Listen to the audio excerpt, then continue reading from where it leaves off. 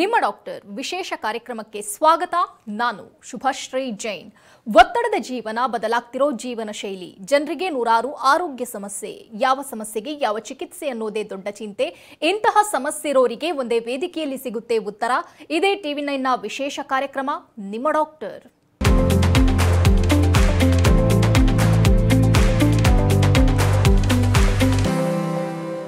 ಈ ಹಿಂದೆ ಗರ್ಭಿಣಿಯರು ಸ್ಕ್ಯಾನಿಂಗ್ಗಳನ್ನು ಮಾಡಿಸಿಕೊಳ್ತಲೇ ಇರಲಿಲ್ಲ. ಸ್ಕ್ಯಾನಿಂಗ್ ಮಾಡೋದ್ರಿಂದ ಭ್ರೂಣದಲ್ಲಿರುವ ಶಿಶುವಿಗೆ ತೊಂದರೆ ಉಂಟಾಗುತ್ತೆ ಎಂಬ ಭಾವನೆ ಸಾಕಷ್ಟು ಜನರಲ್ಲಿ ಇತ್ತು. ಆದರೆ ಈಗ ಹಾಗಲ್ಲ. ನಿರ್ದಿಷ್ಟ ತಿಂಗಳಿನಲ್ಲಿ ಗರ್ಭಿಣಿ ಸ್ಕ್ಯಾನಿಂಗ್ಗಳನ್ನು ಮಾಡಿಸಿಕೊಳ್ಳಲೇಬೇಕು. ಈ ಸ್ಕ್ಯಾನಿಂಗ್ನಿಂದಾಗಿ ಶಿಶುವಿನ ಬೆಳವಣಿಗೆ ಅಥವಾ ಏನಾದರೂ ಸಮಸ್ಯೆಗಳಿದ್ರೆ ತಿಳಿಯಬಹುದಾಗಿದೆ. ಹಾಗಾದ್ರೆ ಗರ್ಭಿಣಿಯರು 9 ತಿಂಗಳ ಗರ್ಭಾವಸ್ಥೆಯ ಸಮಯದಲ್ಲಿ ಎಷ್ಟು ಬಾರಿ ಸ್ಕ್ಯಾನಿಂಗ್ಗೆ ಒಳಗಾಗಬೇಕು, ಯಾವೆಲ್ಲ ಸ್ಕ್ಯಾನಿಂಗ್ಗಳನ್ನ ಮಾಡಬೇಕು, ಇದೆಲ್ಲದರ ಬಗ್ಗೆ ಹೆಚ್ಚಿನ ಮಾಹಿತಿ ನೀಡಲಿದ್ದಾರೆ ಶಾಂತಿ ಗೈನಕ್ ಹಾಸ್ಪಿಟಲ್ನ ವೈದ್ಯರಾದ ಶಿಲ್ಪಾ ಜಿಬಿ. ಡಾಕ್ಟರ್, ಕಾರ್ಯಕ್ರಮಕ್ಕೆ ಸ್ವಾಗತ. ನಮಸ್ತೆ. Okay doctor, first of all ನಾನು ಆಗಲೇ ಹೇಳಿದೆ, ಈ ಹಿಂದೆ ಒಂದು ಮಿತ್ತಿತ್ತು, ಅಂದರೆ ಸ್ಕ್ಯಾನಿಂಗ್ ಮಾಡಬಾರ್ದು, ಸ್ಕ್ಯಾನಿಂಗ್ ಮಾಡಿದ್ರೆ ಮಕ್ಕಳಿಗೆ ಸಮಸ್ಯೆ ಉಂಟಾಗುತ್ತೆ ಅಂತ. ಇದನ್ನು ತಾವು ತಪ್ಪು ಅಂತ ಹೇಗೆ ಪ್ರೂವ್ ಮಾಡ್ತೀರಾ, ಹೇಗೆ ಹೇಳ್ತೀರಾ? ಸೊ ಈ ಸ್ಕ್ಯಾನಿಂಗ್ ಅನ್ನೋದು ಈಗ ಬಂದ್ಬಿಟ್ಟು ಆಲ್ಮೋಸ್ಟ್ ಒಂದು 50 ವರ್ಷಗಳಿಂದ ಇದೆ. ಸೊ ಈ ಸ್ಕ್ಯಾನಿಂಗಲ್ಲಿ ನಾವು ಯೂಸ್ ಮಾಡುವಂಥದ್ದು ಸೌಂಡ್ ವೇವ್ಸ್, ಅಲ್ಟ್ರಾಸೌಂಡ್ ಅಂತ ನಾವೇನು ಹೇಳ್ತೀವಿ, ಆ ಸೌಂಡ್ ವೇವ್ಸನ್ನ ಜಾಸ್ತಿ ಫ್ರೀಕ್ವೆನ್ಸಿಯಲ್ಲಿ ನಾವು ಉಪಯೋಗಿಸಿದಾಗ ಅದು ಕಲರ್ ಚೇಂಜಸ್ ಇರುತ್ತೆ. ಲೈಟ್ ನೀವು ನೋಡಿರೋ ಹಾಗೆ ಬ್ಲ್ಯಾಕು ಮತ್ತು ಗ್ರೇ ಮತ್ತು ವೈಟು ಆ ಥರ ಕಾಣ್ತಾ ಇರುತ್ತೆ. ಸೊ ಈ ಕಲರ್ ವೇರಿಯೇಷನ್ಸು ಆಗೋದು ಸೌಂಡ್ ವೇವ್ಸಿಂದ. ಸೊ ಇದರಲ್ಲಿ ತುಂಬ ಸೇಫ್ಟಿ ಇರುತ್ತೆ. ಹಾಗೆಯೇ ಇದರಿಂದ ತಾಯಿಗಾಗಲಿ ಮಗುಗಾಗಲಿ ಯಾವುದೇ ರೀತಿಯಾದ ಕಾಂಜನೈಟಲ್ ಪ್ರಾಬ್ಲಮ್ಸ್ ಆಗಲಿ ಅಥವಾ ಬೇರೆ ಥರದ್ದು ಅವ್ರ ಹೆಲ್ತಿಗೆ ಅಫೆಕ್ಟ್ ಮಾಡುವಂಥ ಸಮಸ್ಯೆಗಳಾಗಲಿ ಯಾವುದೇ ರೀತಿ ಇರೋದಿಲ್ಲ. ಸೊ ಸ್ಕ್ಯಾನಿಂಗ್ ಅನ್ನೋದು ಅದು ಪ್ರೂವನ್ ಇವಾಗ, ಅದರಿಂದ ಯಾವುದೇ ರೀತಿಯಾದ ತೊಂದರೆಗಳು ಇರೋದಿಲ್ಲ. ಮತ್ತು ಇದರಿಂದ ಬೆನಿಫಿಟ್ಸು ಕೂಡ ತುಂಬಾ ಇದೆ. ಬೆನಿಫಿಟ್ಸ್ ಅಂದರೆ ನಾವು ಐಡೆಂಟಿಫೈ ಮಾಡಿ ಪ್ರಾಬ್ಲಮ್ಸ್ನ ಸಾಲ್ವ್ ಮಾಡೋವಂಥದ್ದು ಏನೇನು ನಾವು ಕಂಡುಹಿಡಿಬೋದು ಪ್ರೆಗ್ನೆನ್ಸಿನಲ್ಲಿ, ಅಂಥದಕ್ಕೆ ಈ ಸ್ಕ್ಯಾನಿಂಗ್ ಅನ್ನೋದು ಒಂದು ನಾವು ವರದಾನ ಅಂತಲೇ ಹೇಳ್ಬೋದು. ಓಕೆ ಡಾಕ್ಟರ್, ಜಸ್ಟ್ ಒಂದು ಕ್ಯೂರಿಯಾಸಿಟಿ ನನಗೆ. ಒಂದು 20 ವರ್ಷದ ಹಿಂದೆ ಹೋದರೆ ಆ ಟೈಮಲ್ಲಿ ಸಾಕಷ್ಟು ಜನರು ಹೇಳ್ತಿದ್ರು ಸ್ಕ್ಯಾನಿಂಗ್ ಮಾಡಬಾರ್ದು, ಮಕ್ಕಳಿಗೆ ತೊಂದರೆ ಆಗುತ್ತೆ ಅನ್ನೋದಾಗಿ. ನಿಜವಾಗ್ಲೂ ಸ್ಕ್ಯಾನಿಂದಾಗಿ ಆ ಟೈಮಲ್ಲಿ ಏನಾದರೂ ತೊಂದರೆ ಆಗ್ತಿತ್ತಾ? ಒಂದು ವೇಳೆ ತೊಂದರೆ ಆಗ್ತಿತ್ತು ಅಂತಂದರೆ ಇವಾಗಿನ ಬದಲಾವಣೆ ಸ್ಕ್ಯಾನಿಂಗ್ನಲ್ಲಿ ಏನು? ಸೊ ಒಂದು ಅಂದರೆ ಎಕ್ವಿಪ್ಮೆಂಟ್ಸು. ಇವಾಗ ಮುಂಚಿನ ಕಾಲದಲ್ಲಿ ಇವಾಗ ಹೇಗೆ ನಾವು ಸೇಫ್ಟಿ ನೋಡ್ಕೋಬೇಕು ಅಂತ ಹೇಳಿದಾಗ, ಸೊ ಎಕ್ವಿಪ್ಮೆಂಟ್ಸ್ ಎಲ್ಲ ಯಾವ ರೀತಿಯಾಗಿರೋಂಥ ಸೌಂಡ್ ವೇವ್ಸ್ ಉಪಯೋಗಿಸ್ಕೋಬೇಕು ಮತ್ತು ಎಷ್ಟೊತ್ತು ಅದನ್ನು ಸ್ಕ್ಯಾನಿಂಗ್ ಮಾಡಿ ತಿಳ್ಕೋಬೇಕು ಅದು. ಆಮೇಲೆ ಎರಡನೇದು ಎಕ್ಸ್ಪರ್ಟೈಸ್. ಈಗ ನಮಗೆ ಎಕ್ಸ್ಪೀರಿಯನ್ಸ್ ಯಾವ ರೀತಿಯಾಗಿ ಬರುತ್ತೆ, ಯಾರೋ ಒಬ್ಬರು ಕಲ್ತ್ಕೊಂಡು ಅದನ್ನು ನೋಡಿ ಅದನ್ನು ಅವ್ರು ಎಕ್ಸ್ಪೀರಿಯನ್ಸ್ ಮಾಡಿದ್ಮೇಲೆ ಇನ್ನೊಬ್ರಿಗೆ ಅವ್ರು ಅದನ್ನು ಹೇಳ್ಕೊಡ್ಬೋದು. ಸೊ ಇವಾಗ ಇತ್ತೀಚಿನ ದಿನಗಳಲ್ಲಿ ನಾವು ನೋಡ್ತಾ ಇರೋಂಥ ಮಿಷಿನರೀಸ್ ಏನಿದೆ ಅದು ಎಕ್ಸಲೆಂಟ್. ಇವಾಗ ಭಾರತ ದೇಶ ಯಾವುದೇ ದೇಶಕ್ಕೆ ಕಡಿಮೆ ಏನೂ ಇಲ್ಲ. ನಮ್ಮಲ್ಲಿ ಕೂಡ ಲೇಟೆಸ್ಟ್ ಮಿಷಿನ್ಸು ಕೂಡ ಇವಾಗ ಅವೈಲೇಬಲ್ ಆಗಿರುತ್ತೆ. ಮುಂಚಿನ ಕಾಲದಲ್ಲಿ ಈ ಥರ ಸ್ಕ್ಯಾನಿಂಗಿಗೆ ನಾವು ಸಿಂಗಾಪುರ್ಗೆ ಹೋಗಬೇಕು, ಇಲ್ಲ ಅಮೇರಿಕಾಗೆ ಹೋಗಬೇಕು, ಇಲ್ಲ ಲಂಡನ್ಗೆ ಹೋಗಬೇಕು, ಆ ಥರದ್ದೆಲ್ಲ ಇರ್ತಾಯಿತ್ತು. ಇವಾಗ ನಮ್ಮಲ್ಲಿನೇ ಶಾಂತಿ ಗೈನಕಲ್ಲಿನೇ ನಾವು ಲೇಟೆಸ್ಟ್ ಮಿಷಿನ್, ಅದಕ್ಕೆ E22 ವಾಲುಸಾನ್ BT24 ಅನ್ನೋದನ್ನು ನಾವು ಪರ್ಚೇಸ್ ಮಾಡಿದ್ದೀವಿ. ಸೊ ಇದಕ್ಕೆ ಇದು ಆಲ್ಮೋಸ್ಟ್ ಜಗತ್ತಿನಲ್ಲಿನೇ ಅತ್ಯಂತ ಅಡ್ವಾನ್ಸ್ಡ್ ಆಗಿರುವಂಥ ಅಲ್ಟ್ರಾಸೌಂಡ್ ಮಿಷಿನ್ಸು. ಸೊ ಈ ಥರ ಮಿಷಿನ್ಸ್ನಲ್ಲಿ ಒಂದು ಸೇಫ್ಟಿ ಇರುತ್ತೆ, ಎರಡನೇದು ಕ್ಲಾರಿಟಿ ಇರುತ್ತೆ. ನಮಗೆ ಸ್ಕ್ಯಾನಿಂಗ್ ಮಾಡಲಿಕ್ಕೆ ಏನು ಟೈಮ್ ಬೇಕಾಗುತ್ತೆ ಅದು ತುಂಬಾ ಕಡಿಮೆ ಇರುತ್ತೆ. ಸೊ ಏನಕ್ಕೆ ಟೈಮು ಸ್ಕ್ಯಾನಿಂಗ್ನಲ್ಲಿ ಮುಖ್ಯ ಅಂತ ಹೇಳಿದ್ರೆ, ಒಂದು ಇದರಿಂದ ಹೀಟ್ ಏನು ಜನರೇಟ್ ಆಗುತ್ತೆ ಅದು ಮಗುಗೆ ಯಾವುದೇ ರೀತಿಯಾದ ತೊಂದರೆಗಳೇನು ಅದರಿಂದ ಆಗೋದಿಲ್ಲ. ಸೊ ಮುಂಚಿನ ಕಾಲದಲ್ಲೆಲ್ಲ ಹಳೆ ಮಿಷಿನ್ನಲ್ಲಿ ಅದು ಒಂದು ಅಲಾರಾಮ್ ಅಂತ ಇರ್ತಾಯಿತ್ತು. ಸೊ ಇಂತಿಷ್ಟು ಟೈಮ್ ಆದಮೇಲೆ ಅದು ಬೀಪ್ ಆಗ್ತಾಯಿತ್ತು, ಅಂದರೆ ಇದಕ್ಕಿಂತ ಜಾಸ್ತಿ ಹೋದರೆ ಮಗುಗೆ ಹೀಟ್ ಜಾಸ್ತಿ ಆಗ್ಬೋದು ಅನ್ನೋ ಥರ. ಸೊ ಈ ಥರದ್ದು ಪ್ರಾಬ್ಲಮ್ಸ್ ಎಲ್ಲ ಇವಾಗಿನ ಕಾಲದಲ್ಲೆಲ್ಲ ಏನೂ ಇರೋದಿಲ್ಲ. ಹಾಗೆಯೇ ನಮ್ಮ ಎಕ್ಸ್ಪೀರಿಯನ್ಸು. ಸೊ ನಮಗೆ ನಮ್ಮ ಸೀನಿಯರ್ಸ್ ಹೇಳ್ಕೊಟ್ಟಿದ್ದಾರೆ, ನಮಗೆ ಇಲ್ಲಿ ಕಲ್ತಿರೋಂಥ ಡಾಕ್ಟರ್ಸು ಅವರು ನಮಗೆ ಹೇಳ್ಕೊಟ್ಟಿರ್ತಾರೆ. ಸೊ ಈ ರೀತಿ ಇದ್ದರೆ ಈ ರೀತಿ ಇರುತ್ತೆ ಅಂತ. ಸೊ ಡೆಫಿನೆಟ್ಲಿ ಈ ಟ್ರೈನಿಂಗ್ಗಳಿಂದ ನಮ್ಮ ಏನು ಎಕ್ಸ್ಪರ್ಟೈಸ್ ಇರುತ್ತೆ ಅದು ತುಂಬಾ ಇಂಪ್ರೂವ್ ಆಗಿದೆ. ಅಡ್ವಾನ್ಸ್ಡ್ ಟೆಕ್ನಾಲಜಿಯಿಂದ ಕೂಡ ನಮಗೆ ತುಂಬಾ ಇವಾಗಿನ ಕಾಲದಲ್ಲಿ ಬೆನಿಫಿಟ್ ಕೂಡ ಆಗಿದೆ. ಓಕೆ ಡಾಕ್ಟರ್, ಈ 9 ತಿಂಗಳ ಗರ್ಭಾವಸ್ಥೆಯಲ್ಲಿ ಗರ್ಭಿಣಿ ಮಹಿಳೆ ಎಷ್ಟು ಸ್ಕ್ಯಾನಿಂಗ್ಗಳನ್ನು ಮಾಡ್ಕೋಬೇಕಾಗತ್ತೆ? ಸೊ ನಾವು ಸಜೆಸ್ಟ್ ಮಾಡೋದು 4 important scanning low risk pregnancy ಇದ್ದಾಗ. ಲೋ ರಿಸ್ಕ್ ಪ್ರೆಗ್ನೆನ್ಸಿ ಅಂದರೆ ಏನು? ಸೊ ನ್ಯಾಚುರಲ್ ಆಗಿ ಪ್ರೆಗ್ನೆನ್ಸಿ ಆಗಿರ್ತಾರೆ, ಅವರಿಗೆ 40ಗಿಂತ ಜಾಸ್ತಿ ವಯಸ್ಸಿರೋದಿಲ್ಲ, ಅವ್ರಿಗೆ ಯಾವುದೇ ರೀತಿಯಾದ ಬಿ ಪಿ, ಶುಗರ್, ಥೈರಾಯ್ಡ್ ಎಲ್ಲ ಏನೂ ಇರೋದಿಲ್ಲ, ಮತ್ತು ಅವ್ರಿಗೆ ಮುಂಚೆ ಮಿಸ್ಕ್ಯಾರೇಜಸ್ ಏನೂ ಆಗಿರೋದಿಲ್ಲ, ಅವರಿಗೆ ರಿಲೇಷನಲ್ಲಿ ಮ್ಯಾರೇಜ್ ಇರೋದಿಲ್ಲ, IVF ಅಥವಾ IUI ಇಂದ ಯಾವುದೇ ರೀತಿಯಾದ ಟ್ರೀಟ್ಮೆಂಟಿಂದ ಅವರೇನು ಕನ್ಸೀವ್ ಆಗಿರೋದಿಲ್ಲ. ಸೊ ಇಂಥವ್ರಿಗೆ ನಾವು ಲೋ ರಿಸ್ಕ್ ಪ್ರೆಗ್ನೆನ್ಸಿ ಅಂತ ಹೇಳ್ತೀವಿ. ಯಾವುದೇ ರೀತಿಯಾದ ಕಾಂಪ್ಲಿಕೇಶನ್ಸ್ ಇಲ್ಲದೆ ಇರುವಾಗ 4 ಸ್ಕ್ಯಾನಿಂಗು ಮುಖ್ಯ. ಒಂದು ಅರ್ಲಿ ಪ್ರೆಗ್ನೆನ್ಸಿ ಸ್ಕ್ಯಾನಿಂಗ್, ಇದನ್ನು ನಾವು ಮಾಡೋದು 6ರಿಂದ 8 ವಾರ. 6ರಿಂದ 8 ವಾರನ ನಾವು ಯಾವ ರೀತಿ ಕ್ಯಾಲ್ಕುಲೇಟ್ ಮಾಡ್ತೀವಿ ಅಂದರೆ ಅವ್ರದ್ದು ಕೊನೆ ಮುಟ್ಟಿನ ದಿನದಿಂದ ಅಲ್ಲಿಂದ ಕ್ಯಾಲ್ಕುಲೇಟ್ ಮಾಡ್ತೀವಿ. ಎರಡನೇ ಇಂಪಾರ್ಟೆಂಟ್ ಸ್ಕ್ಯಾನಿಂಗ್ ಅಂದರೆ NT ಸ್ಕ್ಯಾನಿಂಗ್, ಇದನ್ನು ನಾವು ಮಾಡೋದು 11ರಿಂದ 14 ವಾರದ ಒಳಗಡೆ. ಸೊ ಇನ್ನೊಂದು ಅನಾಮಲಿ ಸ್ಕ್ಯಾನಿಂಗು. ಸೊ ಇದು ಅನಾಮಲಿ ಸ್ಕ್ಯಾನಿಂಗು ತುಂಬ ಇಂಪಾರ್ಟೆಂಟ್ ಸ್ಕ್ಯಾನಿಂಗ್. ಇದು ಅರೌಂಡ್ ಬಿಟ್ವೀನ್ 19 to 22 ವೀಕ್ಸ್ನಲ್ಲಿ ನಾವು ಇದನ್ನು ಮಾಡ್ತೀವಿ. ಲಾಸ್ಟ್ ಸ್ಕ್ಯಾನಿಂಗ್ ಬಂದ್ಬಿಟ್ಟು ಗ್ರೋತ್ ಸ್ಕ್ಯಾನ್. ಸೊ ಇದನ್ನು 34 ವೀಕ್ಸಿಂದ 38 ವೀಕ್ಸ್ ಒಳಗಡೆ ಯಾವಾಗಾದ್ರೂ ಇದನ್ನು ಮಾಡ್ಕೋಬೋದು. ಸೊ ಇದು 4 ಅಲ್ಟ್ರಾಸೌಂಡ್ ಸ್ಕ್ಯಾನಿಂಗ್, ಸೋನೋಗ್ರಫಿ ಅಂತ ನಾವೇನು ಹೇಳ್ತೀವಿ, ಇದು 4 ಲೋ ರಿಸ್ಕ್ ಪ್ರೆಗ್ನೆನ್ಸಿನಲ್ಲಿ ತುಂಬಾ important. So high risk pregnancy ಅಂತ ಬಂದಾಗ, ಸೊ ನಾನು ಹೇಳಿದ್ದು ಏನೇನು ಫ್ಯಾಕ್ಟರ್ಸ್ ಇರುತ್ತೆ ಅದರಲ್ಲಿ ಯಾವುದಾದ್ರೂ ಒಂದು ಫ್ಯಾಕ್ಟರ್ ಇದ್ದರೂ ಕೂಡ ಕೆಲವೊಂದು ಸತಿ ನಾವು 5 ಸ್ಕ್ಯಾನಿಂಗ್ ಮಾಡಬೇಕಾಗುತ್ತೆ, ಕೆಲವೊಂದು ಸತಿ 6 ಸ್ಕ್ಯಾನಿಂಗ್ ಮಾಡಬೇಕಾಗತ್ತೆ. ಸೊ ಅದು ಡಿಪೆಂಡ್ಸ್. ಸೊ ಅವರಿಗೆ ಸ್ವಲ್ಪ ಬ್ಲೀಡಿಂಗ್ ಕಾಣಿಸ್ಕೋಬೋದು, ಅಥವಾ ಅವರಿಗೆ ಡೇಟ್ಸಲ್ಲಿ ಸ್ವಲ್ಪ ವ್ಯತ್ಯಾಸಗಳಿರ್ಬೋದು, ಅಥವಾ ಅವರು ಮಗು ಗ್ರೋತ್ನಲ್ಲಿ ಸ್ವಲ್ಪ ಏರ್ಪೇರ್ ಇರ್ಬೋದು. ಕೆಲವೊಂದು ಫೈಂಡಿಂಗ್ಸು NT ಸ್ಕ್ಯಾನ್ ಅಥವಾ ಅನಾಮಲಿ ಸ್ಕ್ಯಾನ್ನಲ್ಲಿ ಇದ್ದಾಗ ಅವ್ರಿಗೆ ನಾವು ಫ್ರೀಕ್ವೆಂಟಾಗಿ ಸ್ಕ್ಯಾನಿಂಗಿಗೆ ಕರಿಬೋದು. 7ನೇ ತಿಂಗಳಲ್ಲಿರ್ಬೋದು ಅಥವಾ 9ನೇ ತಿಂಗಳಲ್ಲಿರ್ಬೋದು. ಸೊ ಈ ಥರ ಹೈ ರಿಸ್ಕ್ ಪ್ರೆಗ್ನೆನ್ಸಿನಲ್ಲಿ ಸ್ವಲ್ಪ ಸ್ಕ್ಯಾನಿಂಗ್ಸ್ ಎಲ್ಲ ನಾವು ಫ್ರೀಕ್ವೆಂಟಾಗಿ ಮಾಡಬೇಕಾಗತ್ತೆ, ಮಗುವಿನ ಡೆವಲಪ್ಮೆಂಟು ಮತ್ತು ಗ್ರೋತ್ನ ನಾವು ಮಾನಿಟರ್ ಮಾಡಲಿಕ್ಕೆ. ಓಕೆ ಡಾಕ್ಟರ್, ತಾವು ಹೇಳಿದ್ರಿ ಯಾವ್ಯಾವ ರೀಸನ್ಗೆ ನಾವು ಸ್ಕ್ಯಾನಿಂಗ್ ಮಾಡ್ತೀವಿ ಅನ್ನೋದಾಗಿ. ತಾವೊಂದು ಪಾಯಿಂಟ್ನ ಹೇಳಿದ್ರಿ, IVF ಮಾಡಿದ್ರೆ ನಾವು ಸ್ಕ್ಯಾನಿಂಗ್ ಮಾಡ್ತೀವಿ ಅಂತ. ಇನ್ ಕೇಸ್ ಫಸ್ಟ್ ಪ್ರೆಗ್ನೆನ್ಸಿಯಲ್ಲಿ ಅವ್ರು ಏನಾದರೂ IVF ಮಾಡ್ಕೊಂಡಿದ್ರು, ನೆಕ್ಸ್ಟ್ ಅವ್ರದ್ದು ನ್ಯಾಚುರಲ್ ಪ್ರೆಗ್ನೆನ್ಸಿ ಅಂತ ಅಂದ್ಕೊಳ್ಳಿ, ಆ ಟೈಮಲ್ಲಿ ಸ್ಕ್ಯಾನಿಂಗ್ ಮಾಡುವಂಥದ್ದು, ಆ ಸ್ಕ್ಯಾನಿಂಗ್ ಏನಾದರೂ ಸ್ಪೆಷಾಲಿಟಿ ಇದೆಯಾ? ಅಂದರೆ ಇದೇ ಸ್ಕ್ಯಾನಿಂಗ್ ಮಾಡಬೇಕು ಅಥವಾ ನಾರ್ಮಲ್ ಪ್ರೆಗ್ನೆನ್ಸಿ ಟೈಮಲ್ಲಿ ಮಾಡುವಂಥ ಸ್ಕ್ಯಾನಿಂಗೇ ಮಾಡ್ತೀರಾ ಹೇಗೆ? ನಾರ್ಮಲ್ ಪ್ರೆಗ್ನೆನ್ಸಿಯಲ್ಲಿ ಮಾಡುವಂಥ ಸ್ಕ್ಯಾನಿಂಗೇ ಮಾಡ್ತೀವಿ. ಎಲ್ಲರಿಗೂ IVF ಇಂದ ಇರ್ಬೋದು, IUI ಇಂದ ಇರ್ಬೋದು, ಅಥವಾ ಇನ್ನೊಂದು ಮತ್ತೊಂದು ಡೋನರ್ ಎಗ್ಗಿಂದ ಇರ್ಬೋದು, ಯಾವುದೇ ರೀತಿ ಪ್ರೆಗ್ನೆನ್ಸಿ ಆದರೂ ಕೂಡ ಅವರಿಗೆ ಈ 4 ಸ್ಕ್ಯಾನಿಂಗ್ ಮಾತ್ರ ಕಂಪಲ್ಸರಿಯಾಗಿ ಮಾಡ್ತೀವಿ. ಬೇರೆ ಸ್ಪೆಷಲ್ ಸ್ಕ್ಯಾನಿಂಗ್ ಏನಾದರೂ ಮಾಡಬೇಕಂದ್ರೆ, ಸ್ಪೆಷಲ್ ಸ್ಕ್ಯಾನಿಂಗ್ ಅಂದರೆ ಏನು? ಒಂದು ಫೀಟಲ್ ಎಕೋ ಅಂತ ಇರುತ್ತೆ, ಅಂದರೆ ಮಗುವಿನ ಹಾರ್ಟನ್ನು ನಾವು ಡೀಟೇಲ್ ಆಗಿ ಸ್ಟಡಿ ಮಾಡೋದು. ಇದನ್ನು ನಾವು IVF ಪ್ರೆಗ್ನೆನ್ಸೀಸ್ನಲ್ಲಿ, ಇಲ್ಲ ಅವ್ರಿಗೆ ಏಜು 40ಗಿಂತ ಜಾಸ್ತಿ ಆಗಿದ್ರೆ, ಅವ್ರಿಗೆ ಡಯಾಬಿಟಿಸ್ ಇದ್ದರೆ, ಫ್ಯಾಮಿಲಿ ಹಿಸ್ಟ್ರಿ, ಅವ್ರಿಗೆ ಹಾರ್ಟ್ ಪ್ರಾಬ್ಲಮ್ ಯಾರಾದರೂ ಮನೆಯಲ್ಲಿ ಇದ್ದರೆ, ಅಥವಾ ತಾಯಿಗೆ ಹಾರ್ಟ್ ಪ್ರಾಬ್ಲಮ್ ಇದ್ದರೆ ಅಂಥವ್ರಿಗೆ ನಾವು ಫೀಟಲ್ ಎಕೋ ಅನ್ನೋದನ್ನು ಮಾಡ್ತೀವಿ. ಇದನ್ನು 21 ವಾರದಿಂದ 25 ವಾರದೊಳಗಡೆ ಇದನ್ನು ಮಾಡಬೇಕಾಗತ್ತೆ.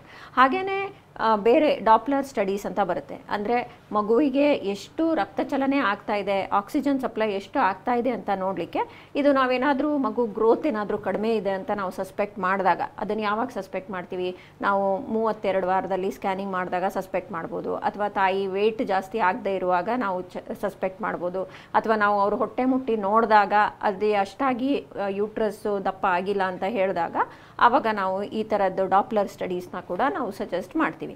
ಇದು ಬಿಟ್ಟರೆ ಬೇರೆ ಅಂತ ಸ್ಪೆಷಲ್ ಸ್ಕ್ಯಾನ್ಸ್ ಆ ಥರದ್ದೆಲ್ಲ ಏನೂ ಇರೋದಿಲ್ಲ. ಓಕೆ ಡಾಕ್ಟರ್, ಇವಾಗ ಅರ್ಲಿ ಪ್ರೆಗ್ನೆನ್ಸಿ ಸ್ಕ್ಯಾನ್ ಅಂತ ತಾವು ಹೇಳಿದ್ರಿ ಮಾಡ್ತೀವಿ ಅಂತ, ಇದನ್ನು ಏನಕ್ಕೆ ಮಾಡ್ತೀರಿ? ಇದನ್ನು ಮಾಡಿದ್ರೆ ಏನು ಸಮಸ್ಯೆಗಳನ್ನು ಪತ್ತೆ ಹಚ್ಚಬಹುದು? ಈ ಅರ್ಲಿ ಪ್ರೆಗ್ನೆನ್ಸಿ ಸ್ಕ್ಯಾನಿಂಗ್ ಅಥವಾ ಡೇಟಿಂಗ್ ಸ್ಕ್ಯಾನಿಂಗ್ ಅನ್ನೋದು ತುಂಬ ಮುಖ್ಯ. ಇದನ್ನು 6ರಿಂದ 8 ವಾರದಲ್ಲಿ ನಾವು ಮಾಡ್ತೀವಿ. ಇದು ವೆಜೈನಲ್ ಸ್ಕ್ಯಾನಿಂಗ್ ಮಾಡಿದಾಗ ತುಂಬ ಅಕ್ಯುರೇಸಿ ಇರುತ್ತೆ. ಸೊ ಇದು ಹೊಟ್ಟೆ ಮೇಲಿಂದ ಫುಲ್ ಬ್ಲಾಡರ್ನಲ್ಲಿ ಮಾಡಿದಾಗ ಕೆಲವೊಂದು ಸತಿ ಅಷ್ಟು ಕ್ಲಾರಿಟಿ ಇರೋದಿಲ್ಲ. ಸೊ ನಾವು ಇನ್ಸಿಸ್ಟ್ ಮಾಡೋದು ವೆಜೈನಲ್ ಸ್ಕ್ಯಾನಿಂಗ್ಗೆ ಮಾಡಿಸ್ಕೊಳ್ಳಿ, ಅರ್ಲಿ ಪ್ರೆಗ್ನೆನ್ಸಿ ಸ್ಕ್ಯಾನಿಂಗ್ನ ಅಂತ ಹೇಳ್ತೀವಿ. ಕೆಲವೊಬ್ಬರು ಇದರಿಂದ ಮಗುಗೆ ತೊಂದರೆ ಆಗಲ್ವಾ, ಮಗುಗೆ ಪ್ರೆಷರ್ ಆಗಲ್ವಾ ಅಂತ ಕೇಳ್ತಾರೆ. ಮಗು ಇರೋದು 5 ವಾರದಲ್ಲಿ 1 ಸೆಂಟಿಮೀಟ್ರು. ಸೊ 7 ವಾರದಲ್ಲಿ ಮಗುದು ಏನು ಸ್ಯಾಕ್ ಅಂತ ನಾವೇನು ಹೇಳ್ತೀವಿ ಅದು ಒಂದು 2.5ರಿಂದ 3 ಸೆಂಟಿಮೀಟ್ರ್ ಇರುತ್ತೆ ಅಷ್ಟೇ. ಸೊ ಇದು ನಾವು ವೆಜೈನಲ್ ಸ್ಕ್ಯಾನಿಂಗ್ ಮಾಡುವಾಗ ಅದರಿಂದಾಗಲಿ ಏನೂ ಸಮಸ್ಯೆಗಳೇನೂ ಆಗೋದಿಲ್ಲ. ಮಗು ತುಂಬಾ ದೂರ ಇರುತ್ತೆ. ನಮ್ಮ ವೆಜೈನಲ್ ಪ್ರೋಬ್ ನಾವು ಹಾಕೋದು ಬರೀ ವೆಜೈನಾದಲ್ಲಿ, ಅದು ಯೂಟ್ರಸ್ಗೆ ಯಾವುದೇ ರೀತಿಯಾದ ತೊಂದರೆಗಳೇನೂ ಅದರಿಂದ ಆಗೋದಿಲ್ಲ. ಡಾಕ್ಟರ್, ಅನಾಮಲಿ ಸ್ಕ್ಯಾನ್ ಅಂದರೆ ಏನು? ಜೊತೆಗೆ ಇದನ್ನು ಯಾವ ಟೈಮಲ್ಲಿ ಮಾಡ್ತೀರಾ? ಸೊ ಅನಾಮಲಿ ಸ್ಕ್ಯಾನ್ ಅನ್ನೋದು ಇದು ಪ್ರೆಗ್ನೆನ್ಸಿನಲ್ಲಿ ಅತ್ಯಂತ ಮುಖ್ಯವಾದ ಸ್ಕ್ಯಾನ್. ಸೊ ಈ 4 ಸ್ಕ್ಯಾನಿಂಗ್ನಲ್ಲಿ ಒಂದು ಸ್ಕ್ಯಾನ್ ನೀವು ಚೂಸ್ ಮಾಡಿ, ಡಾಕ್ಟರ್ ನಾನು ಒಂದೇ ಸ್ಕ್ಯಾನ್ ನಾನು ಮಾಡೋದು ಅಂತ ಹೇಳಿದ್ರೆ ಅನಾಮಲಿ ಸ್ಕ್ಯಾನ್ನ ನಾವು ಚೂಸ್ ಮಾಡ್ತೀವಿ. ಸೊ ಇದನ್ನು ರಫ್ಲಿ ನಾವು 20 ವಾರದಲ್ಲಿ ಮಾಡ್ತೀವಿ. ಸೊ ಇದರಲ್ಲಿ ಮಗುದು ಎಲ್ಲ ಅಂಗಾಂಗಗಳು 3 ಮಂತ್ಸ್ ನಂತರ 5 months. 5 months ನಂತರ. ಓಕೆ. ಸೊ ಇದರಲ್ಲಿ ಮಗುದು ಎಲ್ಲ ಅಂಗಾಂಗಗಳನ್ನ ನಾವು ಸ್ಟಡಿ ಮಾಡ್ತೀವಿ. ಬ್ರೈನು, ಹಾರ್ಟು, ಲಂಗ್ಸು, ಕಿಡ್ನಿ, ಕಾಲು, ಕೈ, ಮುಖ, ನೋಸು ಎಲ್ಲಾನು ಚೆಕ್ ಮಾಡಿ ನೋಡ್ತೀವಿ. ಸೊ ಈ ಅನಾಮಲಿ ಸ್ಕ್ಯಾನಿಂಗಲ್ಲಿ ನಮಗೆ ಸುಮಾರು ಪ್ರಾಬ್ಲಮ್ಸ್ನ ನಾವು ತಿಳ್ಕೊಬೋದು, ಅಂದರೆ ಡಯಾಗ್ನೋಸ್ ಮಾಡ್ಬೋದು. ಕೆಲವೆಲ್ಲ ಲೀಥಲ್ ಅನಾಮಲೀಸ್ ಅಂತ ಹೇಳ್ತೀವಿ, ಅಂದರೆ ಆ ಮಗು ಹುಟ್ಟಿದ ಮೇಲೆ ಅದಕ್ಕೆ ಜೀವಂತವಾಗಿ ಇರೋದಕ್ಕೆ ಶಕ್ತಿ ಇರೋದಿಲ್ಲ. ಸೊ ಕೆಲವೊಂದು ಸತಿ ಈ ಬ್ರೈನ್ ಡೆವಲಪ್ಮೆಂಟ್ ಆಗಿರೋದಿಲ್ಲ, ಕೆಲವೊಂದು ಸತಿ ಕಾಂಪ್ಲೆಕ್ಸ್ ಕಾರ್ಡಿಯಾಕ್ ಡಿಸೀಸ್ ಅಂತ ಇರುತ್ತೆ, ಅಂದರೆ ಹಾರ್ಟ್ ಪ್ರಾಬ್ಲಮ್ಸ್ ಇರುತ್ತೆ, ಕೆಲವೊಂದು ಸತಿ 2 ಕಿಡ್ನಿಗಳಲ್ಲಿ ತೊಂದರೆಗಳಿರುತ್ತೆ, ಕೆಲವೊಂದು ಸತಿ ಈ ಈಸೋಫೇಜಿಯಲ್ ಅಟ್ರೇಸಿಯಾ ಅಂತ ಇರುತ್ತೆ. ಸೊ ಈ ಥರದ್ದನ್ನೆಲ್ಲನೂ ನಾವು ಅನಾಮಲಿ ಸ್ಕ್ಯಾನಿಂಗ್ನಲ್ಲಿ 97 to 98% ಆಫ್ ದ ಟೈಮ್ಸ್ ನಾವು ಅದನ್ನು ಡಯಾಗ್ನೋಸ್ ಮಾಡ್ಬೋದು. ಓಕೆ ಡಾಕ್ಟರ್, ತಾವೇ ಹೇಳಿದ್ರಿ 5 ಮಂತ್ಸ್ನ ನಂತರದಲ್ಲಿ ಅನಾಮಲಿ ಸ್ಕ್ಯಾನ್ ಮಾಡ್ತೀವಿ ಅಂತ. ಓಕೆ, ಇನ್ ಕೇಸ್ ಮಗು ಏನಾದರೂ ಚೆನ್ನಾಗಿಲ್ಲ ಅಥವಾ ಏನಾದರೂ ಸಮಸ್ಯೆ ಇದೆ ಅಂತಾದರೆ ಸಾಮಾನ್ಯವಾಗಿ ಡಾಕ್ಟರ್ಸ್ ಅದನ್ನು ಅಬಾರ್ಟ್ ಮಾಡ್ತಾರೆ ಆ ಟೈಮಲ್ಲಿ. ಬಟ್ 7 ಮಂತ್ಸ್ನ ನಂತರದಲ್ಲಿ ಅಥವಾ ಒಂದು 8 ತಿಂಗಳ ನಂತರದಲ್ಲಿ ಸಮಸ್ಯೆ ಕಾಣಿಸ್ಕೊಂಡ್ರೆ ಅಬಾರ್ಟ್ ಮಾಡ್ತೀರಾ? ಆ ನಂತರದ ಪ್ರೊಸೀಜರ್ ಹೇಗೆ, ಏನು? ಸೊ 7 ಮಂತ್ಸ್ ಆದಮೇಲೆ ನಾವು ಸ್ಕ್ಯಾನಿಂಗ್ ಮಾಡೋದು ಬರೀ ಗ್ರೋತ್ ಸ್ಕ್ಯಾನಿಂಗ್ ಅಂತ ನಾವು ಹೇಳ್ತೀವಿ. ಸೊ ಇದರಲ್ಲಿ ನಾವು ಯಾವುದೇ ಅನಾಮಲೀಸ್ನ ನಾವು ಆ ಟೈಮ್ನಲ್ಲಿ ಡಯಾಗ್ನೋಸ್ ಮಾಡೋದು ಎಷ್ಟೋ ಸತಿ ಅದು ಸಾಧ್ಯ ಇರೋದಿಲ್ಲ. ಸೊ ಈ ಲೇಟ್ ಅನಾಮಲೀಸ್ ಅಂತ ನಾವೇನು ಹೇಳ್ತೀವಿ, ಅಂದರೆ ನಾವು 20 ರಿಂದ 22 ವಾರದಲ್ಲಿ ಮಾಡಿರೋ ಸ್ಕ್ಯಾನಿಂಗ್ನಲ್ಲಿ ಗೊತ್ತಾಗದೇ ಇರೋಂಥದ್ದು ಅದಾದಮೇಲೆ ಬಂದಿರೋಂಥದ್ದು.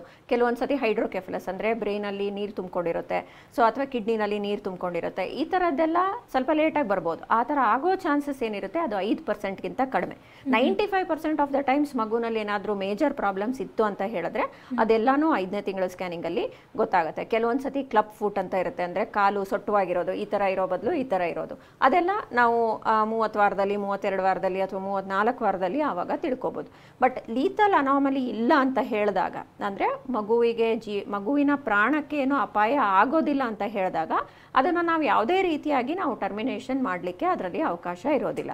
ಸೊ MTP ರೂಲ್ಸ್ ಪ್ರಕಾರ, ಸೊ ನಾವು ಪ್ರೆಗ್ನೆನ್ಸಿನ ಟರ್ಮಿನೇಷನ್ ಮಾಡೋಕ್ಕೆ ಅವಕಾಶ ಇರೋದು ಅಥವಾ ರೂಲ್ಸ್ ಪ್ರಕಾರ ನಾವು ಅಲೌ ಇರೋದು 24 ವಾರದವರೆಗೆ ಮಾತ್ರ. ಸೊ ಅದಾದಮೇಲೆ ನಾವು ಯಾವುದೇ ಪ್ರೆಗ್ನೆನ್ಸಿನ ನಾವು ಟರ್ಮಿನೇಷನ್ ಮಾಡಲಿಕ್ಕೆ ಆಗೋದಿಲ್ಲ. ಓಕೆ ಡಾಕ್ಟರ್, ಇನ್ನು ಸಾಮಾನ್ಯವಾಗಿ ಅಲ್ಲ, ಇಂಡಿಯಾದಲ್ಲಿ ಭ್ರೂಣಲಿಂಗ ಪತ್ತೆ ಅನ್ನುವಂಥದ್ದು ಅಲೋ ಇಲ್ವೇ ಇಲ್ಲ. ಬಟ್ ಸ್ಕ್ಯಾನಿಂಗಲ್ಲಿ ಇದು ಗೊತ್ತಾಗುತ್ತಾ ಹೇಗೆ? ನಾವು ನಮ್ಮ ದೇಶದಲ್ಲಿ ನಾವು ಪ್ರಾಕ್ಟೀಸ್ ಮಾಡುವಾಗ ನಮ್ಮ ದೇಶದ ರೂಲ್ಸ್ ಆ್ಯಂಡ್ ರೆಗ್ಯುಲೇಷನ್ಸ್ನ ನಾವು ಫಾಲೋ ಮಾಡಲೇಬೇಕಾಗತ್ತೆ. ಯಾರೇ ಇರ್ಬೋದು, ನಮಗೆ ಎಷ್ಟೇ ಪವರ್ ಇರ್ಬೋದು, ಯಾವುದೇ ನಾವು ನಮ್ಮ ಡೆಸಿಗ್ನೇಷನ್ ಇರ್ಬೋದು, ಆದರೂ ಕೂಡ ಈ PCPNDT ಕಾಯ್ದೆ ಅಂತ ನಾವೇನು ಇಲ್ಲಿ ಇಂಪ್ಲಿಮೆಂಟ್ ಆಗಿದೆ ಭಾರತ ದೇಶಾದ್ಯಂತ, ಅದರಲ್ಲಿ ನಾವು ಲಿಂಗವನ್ನು ಪತ್ತೆ ಹಚ್ಚಲಿಕ್ಕಾಗೋದಿಲ್ಲ, ಅಂದರೆ ನಾವು ಮಾಡೋ ಹಾಗಿಲ್ಲ. ಸೊ ಹಾಗೆ ಹೆಣ್ಣು ಭ್ರೂಣ ಹತ್ಯೆನೂ ನಾವು ಮಾಡೋ ಹಾಗಿಲ್ಲ. ಸೊ ಇದೆಲ್ಲ ನಮ್ಮ ಪ್ರಕಾರ ಇಟ್ ಈಸ್ ನಾಟ್ ಗುಡ್. ಅದು ಒಂದು ಮಹಾಪಾಪ. ಅದನ್ನೆಲ್ಲ ನಾವು ಐಡೆಂಟಿಫೈ ಮಾಡೋದಾಗ್ಲಿ ಅಥವಾ ಅವ್ರಿಗೆ ತಿಳಿಸೋದಾಗ್ಲಿ ಯಾವುದನ್ನು ನಾವು ಮಾಡೋ ಹಾಗಿಲ್ಲ. ಸ್ಕ್ಯಾನಿಂಗ್ ಮಾಡುವಂಥದ್ದು ಮಾಡಲೇಬೇಕಾ, ಅಥವಾ ಇನ್ ಕೇಸ್ ಪ್ರೆಗ್ನೆನ್ಸಿ ವಿಮನ್ ಇಲ್ಲ ನನಗೆ ಮಾಡಬಾರ್ದು ಅಂತಂದರೆ ನೀವು ಮಾಡಲ್ವಾ ಹೇಗೆ? ಇಲ್ಲ ಇದು ಡಾಕ್ಟರ್ನ ಡಿಸಿಷನ್ನೇ ಆಗಿರುತ್ತಾ ಹೇಗೆ? ಸ್ಕ್ಯಾನಿಂಗ್ ಇಲ್ಲದೆ ನಾವು ಒಳಗಡೆ ಏನಾಗ್ತಾ ಇದೆ ಅನ್ನೋದನ್ನು ನಾವು ಹೇಳಲಿಕ್ಕೆ ಆಗೋದಿಲ್ಲ. ಸೊ ಇವಾಗ ಸ್ಕ್ಯಾನಿಂಗ್ ಎಷ್ಟು ಇಂಪಾರ್ಟೆಂಟ್ ಆಗಿಬಿಟ್ಟಿದೆ ಅಂದರೆ ನಾವು ಆಬ್ಸ್ಟೆಟಿಷಿಯನ್ನಿನ 3ನೇ ಕಣ್ಣು ಅಂತ ನಾವು ಹೇಳ್ತೀವಿ ಅದಕ್ಕೆ. ಯಾಕೆ ಅಂತ ಹೇಳಿದರೆ ಅದು ಅಷ್ಟು ನಮ್ಮ ಪ್ರಾಕ್ಟೀಸ್ನಲ್ಲಿ ನಮಗೆ ಹೆಲ್ಪ್ ಮಾಡುತ್ತೆ. ಸೊ ಇವಾಗ ಕೆಲವು ಸತಿ ನಾವು ನೋಡಿದ್ದೀವಿ, ಅವರು IVFನಲ್ಲಿ ಕನ್ಸೀವ್ ಆಗಿರ್ತಾರೆ, 2 ತಿಂಗಳಲ್ಲಿ ಫುಲ್ಲು ಬ್ಲೀಡಿಂಗ್ ಆಗಿ ಆಲ್ಮೋಸ್ಟ್ ಒಂದು 2-3 ಪ್ಯಾಡ್ ಚೇಂಜ್ ಮಾಡ್ಕೊಂಡೇ ಬಂದಿರ್ತಾರೆ, ಎಲ್ಲ ಅಬಾರ್ಷನ್ ಆಗೋಗ್ಬಿಟ್ಟಿದೆ ಅಂತ. ನಾವು ಸ್ಕ್ಯಾನಿಂಗ್ ಮಾಡಿದ್ರೆ ಎಲ್ಲ ಮಗು ಎಲ್ಲ ಹಾರ್ಟ್ ಬೀಟ್ ಎಲ್ಲ ಚೆನ್ನಾಗಿರುತ್ತೆ ಅಂಥದನ್ನೇ ಎಷ್ಟೊಂದು ನಾವು ಹೆಲ್ತಿ ಮಗು ಕೂಡ ನಾವು ಡೆಲಿವರಿ ಮಾಡಿದ್ದೀವಿ. ಸೊ ಬರೀ ನಾವು ಸಿಮ್ಟಮ್ಸ್ನ ಇಟ್ಕೊಂಡು ನಮ್ಮ ಕ್ಲಿನಿಕಲ್ ಅಕ್ಯುಮೆನಿಂದ ನಾವು ಡಿಸಿಷನ್ ತೊಗೊಳೋ ಕಾಲ ಎಲ್ಲ ಹೊರಟೋಯ್ತು ಇವಾಗ. ಸೊ ಇವಾಗ ನಮ್ಮ ಹತ್ರ ಟೆಕ್ನಿಕ್ ಅಥವಾ ನಮ್ಮ ಟೆಕ್ನಾಲಜಿ ಇಲ್ಲ ಅಂದರೆ ಅದು ಬೇರೆ ವಿಷಯ. ಸೊ ಟೆಕ್ನಾಲಜಿ ಇದ್ದು, ಎಕ್ಸ್ಪರ್ಟೈಸ್ ಇದ್ದು, ಎಕ್ಸ್ಪೀರಿಯನ್ಸ್ ಇದ್ದು ನಾವು ಮಾಡಲಿಲ್ಲ ಅಂದರೆ ಅದು ತಪ್ಪಾಗುತ್ತೆ ನನ್ನ ಪ್ರಕಾರ. ಸೊ ನಾವು ಏನೇ ಇದ್ರೂ ನಮ್ಮ ಜನಕ್ಕೆ ನಾವು ನಮ್ಮ ಬೆಸ್ಟ್ ಸರ್ವಿಸ್ನ ನಾವು ಕೊಡಬೇಕು. ಸೊ ನಾವು ಅವ್ರಿಗೆ ಗೊತ್ತಿರಲ್ಲ, ನಾವು ಅದನ್ನು ತಿಳಿಸಿ ಹೇಳಬೇಕು, ಇದನ್ನು ಮಾಡಿದ್ರೆ ಇಷ್ಟು ಒಳ್ಳೇದಾಗುತ್ತೆ. ನಾವೆಲ್ಲ ಹೇಳಿದ್ಮೇಲೂ ಅವ್ರು ರೆಫ್ಯೂಸ್ ಮಾಡಿದ್ರೆ, ಇಲ್ಲ ನನಗೆ ಬೇಡವೇ ಬೇಡ, ನನಗೆ ನೀವು ಹೇಳಿರೋದೆಲ್ಲ ಅರ್ಥ ಆಗಿದೆ, ಆದ್ರೂ ಕೂಡ ನನಗೆ ಮನಸ್ಸು ಒಪ್ತಾ ಇಲ್ಲ, ನನಗೆ ಬೇಡ ಅಂತ ಹೇಳಿದಾಗ ನಾವು ಅವ್ರ ಸಿಗ್ನೇಚರ್ ತೊಗೊತೀವಿ, ನಾವು ಯಾವುದು ಸ್ಕ್ಯಾನಿಂಗ್ ಏನು ಮಾಡೋದಿಲ್ಲ. ಈ ಸ್ಕ್ಯಾನಿಂಗ್ ಮಾಡೋದ್ರಲ್ಲಿ ಡಾಕ್ಟರ್ ಎಕ್ಸ್ಪೀರಿಯನ್ಸ್ ಎಷ್ಟು ಇಂಪಾರ್ಟೆಂಟ್ ಆಗುತ್ತೆ? ಅಂದರೆ ಇಂತಿಷ್ಟು ವರ್ಷ ಎಕ್ಸ್ಪೀರಿಯನ್ಸ್ ಇದ್ದವ್ರು ಮಾತ್ರ ಇದನ್ನು ಮಾಡಬೇಕು, ಆ ಥರ ಏನಾದರೂ ಇದೆಯಾ ಹೇಗೆ? ಸೊ ಕಾಮನ್ ಆಗಿ ಸ್ಕ್ಯಾನಿಂಗ್ ಮಾಡೋರೆಲ್ಲನೂ ಎಕ್ಸ್ಪೀರಿಯನ್ಸ್ಡ್ ಇರೋರೇ ಇರ್ತಾರೆ, ಯಾರು ಕೂಡ ಹಾಗೆ ರಿಪೋರ್ಟ್ ಬರೀಬೇಕು, ಈ ಥರ ಮಗುನಲ್ಲಿ ಪ್ರಾಬ್ಲಮ್ ಇದೆ ಅಥವಾ ಈ ಥರ ರಿಸ್ಕ್ ಇದೆ ಅಂತ ಬರೀಬೇಕು ಅಂದರೆ ಅದಕ್ಕೆ ತುಂಬಾ ಎಕ್ಸ್ಪೀರಿಯನ್ಸ್ ಬೇಕಾಗುತ್ತೆ. ಸೊ ಹೇಗೆ ನಾವು ಬೇರೆದ್ರಲ್ಲೆಲ್ಲನೂ ಎಕ್ಸ್ಪೀರಿಯನ್ಸ್ ನೋಡ್ತೀವಿ, ಇವಾಗ ಡೆಲಿವರಿ ಮಾಡಲಿಕ್ಕೆ ನಮ್ಮ ಎಕ್ಸ್ಪೀರಿಯನ್ಸ್ ಎಷ್ಟಿದೆ ಅಂತ ಎಲ್ಲರೂ ನೋಡಿಕೊಂಡೇ ಬರ್ತಾರೆ. ಅದೇ ರೀತಿ ಸ್ಕ್ಯಾನಿಂಗಲ್ಲೂ ಕೂಡ ಅದು ತುಂಬ ಮುಖ್ಯ. ಸೊ ಸ್ಕ್ಯಾನಿಂಗಲ್ಲಿ ಅವ್ರು ಮಾಡಿ ಮಾಡಿ ಮಾಡಿ ಮಾಡಿ ಅವ್ರಿಗೆ ಅಭ್ಯಾಸ ಆಗಿಬಿಟ್ಟಿರುತ್ತೆ. ವೆಯ್ಟ್ ಅಕ್ಯುರೆಸಿ ಏನಿರುತ್ತೆ, ಇವಾಗ ಕೊನೆ ಮೊಮೆಂಟಲ್ಲಿ ನಾವು ಸ್ಕ್ಯಾನಿಂಗ್ ತೆಗೆಸಿರ್ತೀವಿ, ಕೆಲವೊಬ್ಬರು ವೆಯ್ಟು 4 kg ಅಂತ ಕೊಟ್ಟಿರ್ತಾರೆ, ಕೆಲವೊಂದು ಸತಿ ಅದು ಬರೀ 3 kg ಇರುತ್ತೆ. ಸೊ ಈ ಥರ ವೇರಿಯೇಷನ್ಸ್ನ ಎಕ್ಸ್ಪೀರಿಯನ್ಸ್ ಇರೋರ ಹತ್ರ ನಾವು ಸ್ಕ್ಯಾನ್ ಮಾಡಿಸಿದಾಗ ಅದೆಲ್ಲ ಕೂಡ ನಾವು ಸ್ವಲ್ಪ ಮಟ್ಟಿಗೆ ಅಕ್ಯುರೆಸಿ ಇಂಪ್ರೂವ್ ಮಾಡ್ಕೋಬೋದು. ಹಾಗೆಯೇ ಡಯಾಗ್ನೋಸಿಸಲ್ಲಿ ಸೊ ಎಷ್ಟೇ ಎಕ್ಸ್ಪೀರಿಯನ್ಸ್ ಇದ್ದರೂ ಕೂಡ ಒಂದು ಅವ್ರ ಎಕ್ಸ್ಪೀರಿಯನ್ಸ್ನಲ್ಲಿ 1% ಅವರು ಮಿಸ್ ಮಾಡ್ಬೋದು. ಸೊ ಯಾರೂ 100% ಕರೆಕ್ಟ್ ಇರಲ್ಲ. ಬಟ್ ಆದಷ್ಟು ನಾವು ಎಷ್ಟಾಗುತ್ತೋ ಅಷ್ಟು ಅನಾಮಲೀಸ್, ಅಂದರೆ ಕೆಲವು ಸತಿ ಸೀಳ್ ತುಟಿ ಇರುತ್ತೆ, ಕೆಲವು ಸತಿ ಕ್ಲಬ್ ಫೂಟ್ ಇರುತ್ತೆ, ಕೆಲವು ಸತಿ ಈ ಕಿವಿನಲ್ಲಿ ಪ್ರಾಬ್ಲಮ್ಸ್ ಇರ್ಬೋದು, ಅಂದರೆ ಕಿವಿ ಸ್ವಲ್ಪ ಕೆಳಗಡೆ ಇರೋದು ಅಥವಾ ಆ ಥರದ್ದೆಲ್ಲ ಕೆಲವೆಲ್ಲ ತುಂಬ ಹೈ ಎಂಡ್ ಇರೋದನ್ನು ಸೊ ಎಕ್ಸ್ಪೀರಿಯನ್ಸ್ ಇರೋಂಥ ಡಾಕ್ಟರ್ಸ್ ಏನಿರ್ತಾರೆ ಸೊ ಅವರು ಅದನ್ನು ಬೇಗ ಪಿಕಪ್ ಮಾಡಿಕೊಂಡು ಅವರು ನಮಗೆ ಹೇಳ್ತಾರೆ. ಸೊ ಈ ಥರ ರಿಪೋರ್ಟಿಂಗ್ ನಾವು ಕೊಟ್ಟಿದ್ದೀವಿ, ಸೊ ಇದನ್ನು ನೀವು ಸ್ವಲ್ಪ ಫಾಲೋ ಅಪ್ ಮಾಡ್ಕೊಳ್ಳಿ ಅಂತ ಹೇಳಿದಾಗ ನಾವು ಕೂಡ ಅದ್ರ ಪ್ರಕಾರನೇ ನಾವು ಟ್ರೀಟ್ಮೆಂಟ್ನ ಕೊಡ್ಬೋದು. ಓಕೆ ಡಾಕ್ಟರ್, ತಾವೇ ಹೇಳಿದ್ರಿ ಸೀಳು ತುಟಿ ಆ ಥರದ್ದೆಲ್ಲ ಸಮಸ್ಯೆ ಕಂಡು ಬರುತ್ತೆ ಅಂತ. ಇದು ಯಾವ ಸ್ಕ್ಯಾನಿಂಗಲ್ಲಿ ಅಂದರೆ ಎಷ್ಟು ಮಂತ್ನ ಸ್ಕ್ಯಾನಿಂಗ್ ನಂತರದಲ್ಲಿ ಗೊತ್ತಾಗುತ್ತೆ ಡಾಕ್ಟರ್? ಸೊ ಯೂಶಲಿ ಇದನ್ನೆಲ್ಲ ನಾವು ನೋಡೋದು ಅನಾಮಲಿ ಸ್ಕ್ಯಾನಿಂಗ್ 5 monthsನ ನಂತರದಲ್ಲಿ. ಓಕೆ, ಇನ್ ಕೇಸ್ ಇದೊಂದು ಸಣ್ಣ ಸಮಸ್ಯೆ ಅಂತಲೇ ಹೇಳಬಹುದು. ಪೇರೆಂಟ್ಸ್ಗಳಿಗೆ ಅಂದರೆ ಗರ್ಭಿಣಿ ಮಹಿಳೆಗೆ ಹೇಳಿದಾಗ ಇಂಥ ಸಮಸ್ಯೆ ಇದೆ ಅಂತಂದರೆ ಮಗನ ಉಳಿಸ್ಕೋತೀರಾ ತೆಗಿತಾರೆ, ಏನು ಆ ಟೈಮಲ್ಲಿ ಡಿಸಿಷನ್ ತಗೋತೀರಾ, ಏನು ವಿಚಾರ? ಇದೆಲ್ಲ ಯಾವುದು ಲೀಥಲ್ ಪ್ರಾಬ್ಲಮ್ಸ್ ಅಲ್ಲ. ಅಂದರೆ ಸೀಳ್ ತುಟಿಯಲ್ಲೂ ಎಷ್ಟೊಂದು ಥರದ್ದು ಇರುತ್ತೆ. ಅದ್ರ ಒಳಗಡೆ ನಾವು ಕ್ಲೆಫ್ಟ್ ಲಿಪ್ ಬಗ್ಗೆ ನಾವು ಮಾತಾಡ್ತಾ ಇರೋದು, ಅದ್ರ ಜೊತೆನಲ್ಲಿ ಕ್ಲೆಫ್ಟ್ ಪ್ಯಾಲೆಟ್ ಅಂತ ಇರುತ್ತೆ. ಸೊ ಇದರಲ್ಲಿ ಉಸಿರಾಟಕ್ಕೆ ಏನಾದರೂ ತೊಂದರೆ ಇದೆಯಾ ಅಥವಾ ಮಗುಗೆ ಊಟ ಮಾಡ್ಲಿಕ್ಕೆ ಇದ್ರೆ ಹಾಲು ಕುಡಿಯುವಾಗ ತೊಂದರೆ ಆಗೋಂಥ ಚಾನ್ಸಸ್ ಇರುತ್ತಾ? ಸೊ ಅದರಲ್ಲೂ ಸಿವಿಯರಿಟಿ ಅಸೆಸ್ ಮಾಡಿ ನೋಡ್ತೀವಿ, ಮತ್ತೆ ಅವ್ರಿಗೆ ಆಪ್ಷನ್ಸ್ ಹೇಳ್ತೀವಿ. ಯೂಶಲಿ ಇದೆಲ್ಲ ಕರೆಕ್ಟಬಲ್ ಪ್ರಾಬ್ಲಮ್ಸೇ ಇರುತ್ತೆ. ಬಟ್ ಏನಂದರೆ ನಾವು ಸ್ಕ್ಯಾನಿಂಗ್ ಮಾಡಿ ಅವ್ರಿಗೆ ಮುಂಚಿತವಾಗಿ ಹೇಳಿದಾಗ ಅವರು ಮೆಂಟಲಿ ಪ್ರಿಪೇರ್ ಆಗಿರ್ತಾರೆ. ಡೆಲಿವರಿ ಆದಮೇಲೆ ಓ ಈ ಥರ ಇದೆ, ನಾವು ಇದನ್ನು ಈ ಥರ ಸರ್ಜರಿ ಮಾಡಿಸ್ಕೋಬೇಕಾಗತ್ತೆ ಡೆಲಿವರಿ ಆದಮೇಲೆ ಅಂತ. ಸೊ ಅವರ ಏನು ಆ ಶಾಕ್ ಇರುತ್ತೆ ಡೆಲಿವರಿ ಆದಮೇಲೆ, ಓ ಇಷ್ಟೆಲ್ಲ ಸ್ಕ್ಯಾನಿಂಗ್ ಮಾಡಿಸಿದ್ವಿ, ಇಷ್ಟೆಲ್ಲ ಚೆಕಪ್ ಮಾಡಿಸಿದ್ವಿ, ಇದು ಗೊತ್ತೇ ಆಗಲಿಲ್ವಲ್ಲ ಅನ್ನೋ ಶಾಕ್ ಏನಿರುತ್ತೆ ಅದು ಇರೋದಿಲ್ಲ. ಸೊ ಸ್ಕ್ಯಾನಿಂಗ್ ಅನ್ನೋದು ನಾವು ಬರೀ ತಿಳ್ಕೊಳೋದಕ್ಕೋಸ್ಕರ ಅಷ್ಟೇ. ಸ್ಕ್ಯಾನಿಂಗ್ ಮಾಡಿಬಿಟ್ಟು ಅದೇ ಟೈಮ್ನಲ್ಲಿ ಟ್ರೀಟ್ಮೆಂಟ್ ಕೊಡೋಂಥ ಕಂಡೀಷನ್ಸ್ ಎಲ್ಲ ತುಂಬಾ ಕಡಿಮೆ. ಸೊ ನಾವು ಅರ್ಥ ಮಾಡ್ಕೋಬೇಕಾಗಿರೋದೇನು ಅಂದರೆ ಸ್ಕ್ಯಾನಿಂಗ್ನಲ್ಲಿ ನಾವು ಪತ್ತೆ ಹಚ್ಬೋದು ಅಷ್ಟೇ, ಡಯಾಗ್ನೋಸ್ ಮಾಡ್ಬೋದು, ಅವರಿಗೆ ಕೌನ್ಸಿಲಿಂಗ್ ಮಾಡ್ಬೋದು, ಅವರಿಗೆ ತಿಳಿಸ್ಬೋದು ಈ ಥರ ಇದೆ, ಡೆಲಿವರಿ ಆದಮೇಲೆ ನೀವು ಇದನ್ನು ಎಕ್ಸ್ಪೆಕ್ಟ್ ಮಾಡ್ಬೋದು ಅಂತ. ಬಟ್ ಅದು ಬಿಟ್ಟರೆ ಬೇರೆ ಹೆಚ್ಚಿನ ಮಟ್ಟದ್ದೇನೋ ನಾವು ಸ್ಕ್ಯಾನಿಂಗಲ್ಲಿ ನಾವೇನು ಅಚೀವ್ ಮಾಡಲ್ಲ. ಅಂದರೆ ಜಾಸ್ತಿ ಸ್ಕ್ಯಾನಿಂಗ್ ಮಾಡಿದ್ರೆ ಎಲ್ಲ ಚೆನ್ನಾಗಿ ಆಗ್ಬಿಡುತ್ತಾ ಅಂತ ಹೇಳಿದ್ರೆ ಏನು ಡಿಫ್ರೆನ್ಸ್ ಏನೂ ಆಗಲ್ಲ. ಇರೋ ಮಗು ಅದೇನೆ, ನಾವು 5 ಸ್ಕ್ಯಾನಿಂಗ್ ಮಾಡಿದ್ರು ಅದೇ ಮಗು ಹೊರಗಡೆ ಬರೋದು, ನಾವು 2 ಸ್ಕ್ಯಾನಿಂಗ್ ಮಾಡಿದ್ರು ಅದೇ ಮಗುನೇ ಹೊರಗಡೆ ಬರೋದು. ಓಕೆ ಡಾಕ್ಟರ್, ಇವಾಗ ಯಾವ ರೀಸನ್ಗೋಸ್ಕರ ಅಬಾರ್ಷನ್ ಮಾಡ್ತಾರೆ? ಫಾರ್ ಒಂದು 5 ತಿಂಗಳ ನಂತರ ಸ್ಕ್ಯಾನಿಂಗ್. ಯೂಶಲಿ ನಾವು ಅಬಾರ್ಷನ್ ಎಲ್ಲ ಮಾಡೋದು ಅರೌಂಡ್ 19 to 20 ವೀಕ್ಸ್. ನಾರ್ಮಲಿ ಸ್ಕ್ಯಾನಿಂಗ್ನಲ್ಲಿ ಏನಾದರೂ ಸಮಸ್ಯೆ ಇದ್ದರೆ ಮಾಡ್ತೀವಿ, ಇಲ್ಲ NT ಸ್ಕ್ಯಾನಿಂಗ್ನಲ್ಲಿ ಏನಾದರೂ ಸಮಸ್ಯೆ ಇದ್ದರೆ ನಾವು ಮಾಡ್ತೀವಿ. ಸೊ NT ಸ್ಕ್ಯಾನಿಂಗ್ ಅದನ್ನು ಕೂಡ ತುಂಬಾ ಮುಖ್ಯವಾದ ಒಂದು ಸ್ಕ್ಯಾನಿಂಗ್. ಅದನ್ನು ನಾವು ಮಾಡೋದು 11ರಿಂದ 14 ವಾರದೊಳಗಡೆ ನಾವು ಮಾಡ್ತೀವಿ. ಅದರಲ್ಲಿ ನಾವು ಮಗುವಿನ ಮೂಗಿನ ಬೋನನ್ನು ನಾವು ಚೆಕ್ ಮಾಡ್ತೀವಿ, ಮತ್ತು ಹಾಗೆ ನೆಕ್ಕಿನ ಮೆಷರ್ಮೆಂಟನ್ನ ನಾವು ತೊಗೊತೀವಿ, ಹಾಗೆ ಮಗುವಿನ ಬ್ರೈನ್ ಡೆವಲಪ್ಮೆಂಟ್ ಆಗಿದೆಯಾ ಅಂತ ಚೆಕ್ ಮಾಡ್ತೀವಿ, ಮಗುವಿಗೆ ಕಾಲು ಕೈ ಎಲ್ಲ ಡೆವಲಪ್ಮೆಂಟ್ ಆಗಿದೆಯಾ ಅನ್ನೋದನ್ನು ನಾವು ಚೆಕ್ ಮಾಡ್ತೀವಿ NT ಸ್ಕ್ಯಾನಿಂಗ್ನಲ್ಲಿ. ಸೊ ಈ NT ಸ್ಕ್ಯಾನಿಂಗ್ನಲ್ಲಿ ನಾವು ಮೇನ್ ಆಗಿ ನೋಡೋದು ಜೆನೆಟಿಕ್ ಪ್ರಾಬ್ಲಮ್ಸ್ನ. ಜೆನೆಟಿಕ್ ಪ್ರಾಬ್ಲಮ್ಸ್ ಅಂದರೆ ಇರೋದು ಕಾಮನ್ ಆಗಿ 3 ಜೆನೆಟಿಕ್ ಪ್ರಾಬ್ಲಮ್ಸ್ ನಾವು ನೋಡ್ತೀವಿ: Down syndrome, Edward syndrome, Patau syndrome ಅಂತ. ಅಂದರೆ ಇದರಲ್ಲೆಲ್ಲಾನು ಬುದ್ಧಿಮಾಂದ್ಯತೆ ಇರೋಂಥ ಮಕ್ಕಳು ಹುಟ್ಟುತ್ತಾರೆ ಅಂತ ಅನ್ನೋದಕ್ಕೆ. ಸೊ ಇದರಲ್ಲಿ ನೇಸಲ್ ಬೋನ್ ಅಂದರೆ ಮೂಗಿನ ಬೋನ್ ಇರೋದಿಲ್ಲ. ಇದರಲ್ಲಿ NT ಅನ್ನೋದೇನಿರುತ್ತೆ ನೆಕ್ ಮೆಷರ್ಮೆಂಟು ಅದು ದಪ್ಪವಾಗಿರುತ್ತೆ. ಅದು ನಾರ್ಮಲ್ ಆಗಿ ವಿತಿನ್ 3 ಮಿಲಿಮೀಟರ್ ಇರಬೇಕು. ಅದು 3 ಮಿಲಿಮೀಟರ್ಗಿನ್ನ ಜಾಸ್ತಿ ಇದ್ದಾಗ ಅದು ಅಬ್ನಾರ್ಮಲ್ ಅಂತ ನಾವು ಹೇಳ್ತೀವಿ. ಸೊ ಈ ಥರದ್ದೇನಾದರೂ ಪ್ರಾಬ್ಲಮ್ಸ್ ಬಂದರೆ ನಾವು ಆ ಟೈಮ್ನಲ್ಲಿ ಅವ್ರಿಗೆ ಟರ್ಮಿನೇಷನ್ನ ನಾವು ಸಜೆಸ್ಟ್ ಮಾಡ್ತೀವಿ. ಏನಾದರೂ ಪ್ರೂವ್ ಆಯಿತು ಅದು ಜೆನೆಟಿಕಲಿ ಅಬ್ನಾರ್ಮಲಿಟಿ ಇದೆ ಅಂದರೆ, ಇಲ್ಲ ಮೆದುಳು ಬೆಳವಣಿಗೆ ಆಗಿರಲಿಲ್ಲ ಅಂತ ಹೇಳಿದ್ರೆ, ಅಂದರೆ ಅದಕ್ಕೆ ಆನೆನ್ಕೆಫಲಿ ಅಂತ ನಾವು ಹೇಳ್ತೀವಿ. ಇಲ್ಲ ಒಂದು ಕಾಲೇ ಡೆವಲಪ್ ಆಗಿಲ್ಲ, ಅಥವಾ 2 ಕಾಲು ಬೇರೆ ಬೇರೆ ಇಲ್ಲ, 2 ಕಾಲು ಅಂಟ್ಕೊಂಡಿದೆ ಒಂದಕ್ಕೊಂದು, ಇಲ್ಲ ಕೈ ಮಿಸ್ಸಿಂಗ್ ಇದೆ, ಇಲ್ಲ ಹಾರ್ಟ್ ಏನಾದರೂ ಬಲಗಡೆ ಇರೋ ಬದಲು ಎಡಗಡೆ ಇದೆ, ಆ ಥರ ಏನಾದರೂ ಎಡಗಡೆ ಇರೋ ಬದಲು ಬಲಗಡೆ ಇದೆ, ಆ ಥರ ಏನಾದರೂ ಇದ್ದ ಸಮಸ್ಯೆ ಆಗುತ್ತೆ. ಡೆಕ್ಸ್ಟ್ರೋಕಾರ್ಡಿಯಾ, ಅದ್ರ ಜೊತೆನಲ್ಲಿ ಮಲ್ಟಿಪಲ್ ಪ್ರಾಬ್ಲಮ್ಸೂ ಇರ್ಬೋದು. ಸೊ ಈ ಥರ ಮಲ್ಟಿಪಲ್ ಅನಾಮಲೀಸ್ ಇರುವಾಗ ನಾವು ಸಜೆಷನ್ನ ನಾವು ಮಾಡ್ತೀವಿ. ಅಂದರೆ ಇದು it is not compatible with life ಅದು ಸ್ವಂತವಾಗಿ ಬದುಕಲಿಕ್ಕೆ ಆಗೋದಿಲ್ಲ ಅನ್ನೋ ಸಿಚುವೇಶನಲ್ಲಿ ನಾವು ಅದನ್ನು ಟರ್ಮಿನೇಷನ್ನ ಸಜೆಸ್ಟ್ ಮಾಡ್ತೀವಿ. ಸೊ ಅದರಲ್ಲಿ ಕಾರ್ಡಿಯಾಕ್ ಪ್ರಾಬ್ಲಮ್ಸು ಒಂದು ಮುಖ್ಯವಾದದ್ದು, ಬ್ರೈನಿನ ಪ್ರಾಬ್ಲಮ್ಸು, ಬುದ್ಧಿ ಅಂದರೆ ಬ್ರೈನಲ್ಲಿ ಪ್ರಾಬ್ಲಮ್ಸ್ ಇರುವಂಥದ್ದು ಅದು ಕೂಡ ತುಂಬ ಒಂದು ಕಾಮನ್ ಆಗಿ ನಾವು ನೋಡುವಂಥದ್ದು. ಹಾಗೆಯೇ ಕಿಡ್ನಿ ಪ್ರಾಬ್ಲಮ್ಸು ಕೂಡ ನಾವು ಕಾಮನ್ ಆಗಿ ನೋಡುವಂಥದ್ದು. ಸೊ ಈ ಥರ ಮಲ್ಟಿಪಲ್ ಅನಾಮಲೀಸ್ ಇರುವಾಗ ಕೂಡ ನಾವು ಪ್ರೆಗ್ನೆನ್ಸಿ ಟರ್ಮಿನೇಷನ್ಗೆ ಸಜೆಸ್ಟ್ ಮಾಡ್ತೀವಿ. ಸೊ ಒಂದು ರೇರ್ ಕೇಸ್ ನಾನು ನೋಡಿದ್ದು ಅಂತ ಹೇಳಿದ್ರೆ, ಈ ಕಣ್ಣಿನ ಗುಡ್ಡೆಗಳು ಅದು ಫಾರ್ಮ್ ಆಗಿರಲಿಲ್ಲ, ಆರ್ಬಿಟ್ಸ್ ಅಂತ ನಾವು ಹೇಳಿ, ಅದು 5 months ಅದು 5 months ಸ್ಕ್ಯಾನಿಂಗಲ್ಲಿ ನಮಗೆ ಗೊತ್ತಾಗುತ್ತೆ. ಸೊ ಅದು ಕಣ್ಣೇ ಅದು ನಮಗೆ ಕರೆಕ್ಟಾಗಿ ಅನಾಮಲಿನೇ ಏನು ಅಂತ ಗೊತ್ತಾಗಲ್ಲ, ಬಟ್ ಕಣ್ಣು ಆರ್ಬಿಟ್ಸ್ ಏನಿರುತ್ತೆ ಅದು ಫಾರ್ಮ್ ಆಗಿಲ್ಲ ಅಂತ. ಸೊ ಇದನ್ನು ಕೂಡ ನಾವು ಟರ್ಮಿನೇಷನ್ ಮಾಡಿದ್ದೀವಿ. ಸೊ ಈ ಥರದನ್ನೆಲ್ಲ ನಾವು ತುಂಬ ನಮ್ಮ ಎಕ್ಸ್ಪೀರಿಯನ್ಸ್ ಆದಂಗೆ ನಾವು ರೇರ್ ಪ್ರಾಬ್ಲಮ್ಸ್ನ ಕೂಡ ನಾವು ನೋಡ್ತಾ ಹೋಗ್ತೀವಿ. ಓಕೆ ಡಾಕ್ಟರ್, ಈಗ 5 months ಆ ಟೆಸ್ಟ್ ಇರುತ್ತಲ್ವಾ, ಅದರಲ್ಲಿ ಮಗುಗೆ ಕಿವಿ ಕೇಳಿಸುತ್ತಾ, ಕಣ್ಣು ಕಾಣಿಸುತ್ತಾ ಅದು ಗೊತ್ತಾಗುತ್ತೆ? ಅದು ಗೊತ್ತಾಗಲ್ಲ. ಅದು ಎಷ್ಟು ಟೈಮ್ನ ನಂತರ? ಅದು ಹುಟ್ಟಿದ ಮೇಲೇ ಗೊತ್ತಾಗೋದು. ಓಕೆ ಡಾಕ್ಟರ್, ಇನ್ನು ತಾವು ನೋಡಿರುವಂಥ ಸ್ಪೆಷಲ್ ಕೇಸಸ್ ಬಗ್ಗೆ ಹೇಳೋದಾದರೆ? ಒಂದು ಕೇಸ್ ನಿನ್ನೆ ಆಗಿದ್ದು ನಮ್ಮ ಹಾಸ್ಪಿಟಲ್ನಲ್ಲಿ. ಸೊ ಅವರು PCOD ಅಂತ ಅಂದ್ಕೊಂಡು PCOD ಚೆಕಪ್ಗೆ ಅಂತ ಬಂದಿದ್ದರು. ಅವರಿಗೆ ಪೀರಿಯಡ್ಸ್ ಆಗಿ 10 ತಿಂಗಳಾಗಿತ್ತು. ಸೊ ಅವ್ರಿಗೆ ಮುಂಚೆಯಿಂದನೂ ಕೂಡ ಅವರಿಗೆ ತುಂಬ ಇರೆಗ್ಯುಲರ್ ಪೀರಿಯಡ್ಸ್ ಇರ್ತಾ ಇತ್ತಂತೆ, 6 ತಿಂಗಳಿಗೆ 7 ತಿಂಗಳಿಗೆ ಆ ಥರ ಎಲ್ಲ ಪೀರಿಯಡ್ಸ್ ಆಗ್ತಾ ಇತ್ತು ಅಂತ. ಸೊ ತುಂಬ ಹೊಟ್ಟೆ ನೋವು ಅಂತ ಬಂದಿದ್ದರು.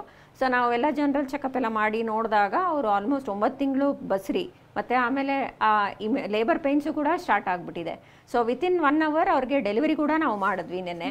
ಸೊ ಒಂದು ಸ್ಕ್ಯಾನಿಂಗ್ ಮಾಡಿಸಿಲ್ಲ, ಒಂದು ಬ್ಲಡ್ ಚೆಕಪ್ ಮಾಡಿಸಿಲ್ಲ, ಒಂದು ಐರನ್ ಕ್ಯಾಲ್ಶಿಯಂ ಮಾತ್ರೆ ತೊಗೊಂಡಿಲ್ಲ, ಅವರಿಗೆ ಗೊತ್ತೇ ಆಗಿಲ್ಲ ಪ್ರೆಗ್ನೆನ್ಸಿ ಅಂತ. ಸೊ ಅವ್ರು ನಮ್ಮ ರೂಮ್ ಒಳಗಡೆ ಬಂದಿದ ತಕ್ಷಣ ನಾನು ನೋಡಿ, ಅಯ್ಯೋ ಹೊಟ್ಟೆ ಇಷ್ಟೊಂದಿದೆ ನಿಮ್ಗೆ ಗೊತ್ತಾಗಿಲ್ವಾ ಅಂತ ಕೇಳಿದೆ. ಇಲ್ಲ, ಒಂದು ವಾರದಿಂದ ಅಷ್ಟೇ, ನಾನು ತುಂಬ ದಪ್ಪ ಆಗ್ತಾ ಇದ್ದೀನಿ ಅಂತ ಅಷ್ಟೇ ಅಂದ್ಕೊಂಡೆ ಅಂತ. ಸೊ ಹಾಗೆಯೇ ನಾವು ಚೆಕ್ ಮಾಡಿದಾಗ, ಇಲ್ಲ ಇಷ್ಟು ಹೊಟ್ಟೆ ನೋವಿದೆ, ಆಲ್ಮೋಸ್ಟ್ ಫುಲ್ಲಿ ಡೈಲೇಟೆಡ್ ಇದ್ದೀರಾ ಅಂತ ಹೇಳಿದ್ರೆ, ಇಲ್ಲ ನಾನು ಸುಮ್ಮನೆ ನೆನ್ನೆ ಎಲ್ಲೋ ಹೊರಗಡೆ ತಿಂದಿದ್ವಿ, ಅದಕ್ಕೆ ಈ ಥರ ಆಗಿರ್ಬೋದು ಹೊಟ್ಟೆ ನೋವು ಅಂತ ಹೇಳಿದ್ರು. So by God's grace 2.5 kg ಮಗು ಹೆಲ್ತಿ ಆಗಿದೆ. ಸೊ ನಾವು ಅಂದ್ಕೊಳ್ಳೋದು ಅಂದರೆ, ಇದನ್ನೆಲ್ಲ ನಾವು ಸ್ಕ್ಯಾನಿಂಗ್ ಮಾಡಿಸ್ಲಿಲ್ಲ, ಬ್ಲಡ್ ಟೆಸ್ಟ್ ಮಾಡಿಸ್ಲಿಲ್ಲ, ಇದು ಮೆಡಿಸಿನ್ ತೊಗೊಂಡ್ಲಿಲ್ಲ ಅಂದರೆ ನಮ್ಮ ಮಗು ಚೆನ್ನಾಗಿರಲ್ಲ ಅಂತ ನಾವು ಅಂದ್ಕೊತೀವಿ. ಬಟ್ ಪ್ರೆಗ್ನೆನ್ಸಿ ಅನ್ನೋದು ಅದು ಸಹಜ ಪ್ರಕ್ರಿಯೆ, ಅಂದರೆ it is a natural process. ನಾವು ಅದನ್ನು ಕಮರ್ಷಿಯಲೈಸ್ ಮಾಡ್ತಾ ಇದ್ದೀವಿ. ಅಲ್ಲೆಲ್ಲೋ ಯೋಗ ಇನ್ಸ್ಟ್ರಕ್ಟರ್ ಅಂತೆ, ಪ್ರೆಗ್ನೆನ್ಸಿ ಯೋಗ ಅಂತೆ, ಪ್ರೆಗ್ನೆನ್ಸಿ ಡಯಟ್ ಅಂತೆ, ಈ ಪ್ರೋಟೀನ್ ಬಾರು, ಈ ಪ್ರೋಟೀನ್ ಶೇಕು, ಈ ಥರದ್ದೆಲ್ಲ ನಾವು DHA ಸಪ್ಲಿಮೆಂಟ್ಸ್ ತೊಗೋಬೇಕು, ಮಗು ಬೆಳ್ಳಗಾಗಬೇಕು, ಡಿಸೈನರ್ ಬೇಬೀಸು ಅದನ್ನೆಲ್ಲ. ಸೊ ನ್ಯಾಚುರಲ್ ಆಗಿ ನಾವು ಎಷ್ಟು ಹೋಗ್ತೀವಿ ಅಷ್ಟು ಒಳ್ಳೆಯದು. Thank you so much doctor, ಸಾಕಷ್ಟು ಮಾಹಿತಿನ ತಾವು ಹಂಚ್ಕೊಂಡ್ರಿ. Thank you so much. Thank you. ವೀಕ್ಷಕರೇ, ಡಾಕ್ಟರ್ನ ನೇರವಾಗಿ ಭೇಟಿಯಾಗಬೇಕು ಅಂದರೆ ಅಡ್ರೆಸ್ ಪ್ಲೇಟ್ ಇಂತಿದೆ, ನೋಟ್ ಮಾಡ್ಕೊಳ್ಳಿ. ಶಾಂತಿ ಗೈನಾಕ್ ಹಾಸ್ಪಿಟಲ್, 679 11ನೇ ಮುಖ್ಯ ರಸ್ತೆ, 36ನೇ cross, 4th block, Jayanagar, Bengaluru. ದೂರವಾಣಿ ಸಂಖ್ಯೆ 9591787988, ಮತ್ತೊಂದು ಸಂಖ್ಯೆ 7676779106. ಇದು ಇವತ್ತಿನ ನಿಮ್ಮ ಡಾಕ್ಟರ್. ನಿರಂತರ ಸುದ್ದಿಗಾಗಿ ನೋಡ್ತಾ ಇರಿ TV9.